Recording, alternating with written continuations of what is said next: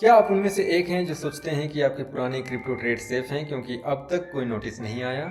गलतफहमी मत पालिए। Income tax department अब सेक्शन 133(6) के तहत आपके अनडिस्क्लोज्ड पुराने ट्रेड्स पर भी नोटिस भेज सकता है। चलिए सबसे पहले सिंपल भाषा में समझते हैं कि सेक्शन 133(6) क्या है। ये इनकम टैक्स एक्ट का वो सेक्शन है जिसके तहत टैक्स डिपार्टमेंट को ये हक मिलता है कि वो आपसे किसी भी तरह की जानकारी मांग सके, जैसे आपके बैंक स्टेटमेंट्स, एक्सचेंज वॉलेट के रिकॉर्ड्स, ट्रांजेक्शन की डिटेल्स और यहाँ तक कि आपके पुराने क्रिप्टो ट्रेड्स भी। तो चलिए जानते हैं कि इनकम टैक्स नोटिस आने की मेन रीजंस क्या हैं। सबसे पहला है टीडीएस कटा है मगर आपने रिटर्न में सही रिपोर्ट नहीं किया हो। सेकंड, टैक्सेबल इनकम होते हुए भी रिटर्न फाइल नहीं किया हो। थर्ड, टीडीएस या एआईएस यानी एनुअल इन्फॉर्मेशन स्टेटमेंट यानी आपके साल भर की पूरी फाइनेंशियल रिपोर्ट में मिसमैच दिखा रहा हो। और अगर किसी फॉरेन वॉलेट में या किसी एक्सचेंज में किए गए ट्रेड्स को आईटीआर में डिस्क्लोज नहीं किया हो। नोटिस आ जाए और नोटिस को इग्नोर करने पर डेली पेनाल्टी, रीअसेसमेंट, भारी जुर्माने के साथ आपके खिलाफ मुकदमा चल सकता है। और अगर नोटिस आ चुका है तो सबसे पहले नोटिस को ध्यान से पढ़ें, डेडलाइन लिख लें और ई फाइलिंग पोर्टल पर वेरीफाई करें। सारे डॉक्यूमेंट्स कलेक्ट करके रखें। फॉर्म 26 एएस एआईएस डाउनलोड करें और अपने रिकॉर्ड से लाइन बाय लाइन